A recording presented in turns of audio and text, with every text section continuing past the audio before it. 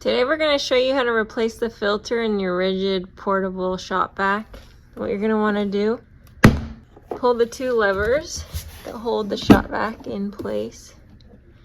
And you're going to take off the top. You can see this one is very dirty.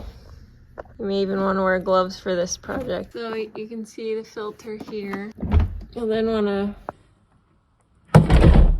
just pop it off, push through the middle, and you can see it's really gross. And we'll go ahead and replace that, and we'll show you how to put the new one on.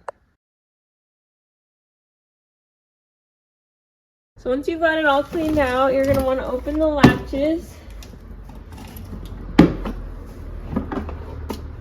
And we've got our new filter here. So we're going to put the filter on.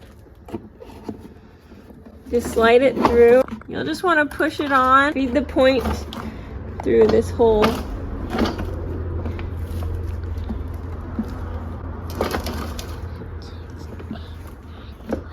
And now you have your new filter on, and you should be good to go to start vacuuming again.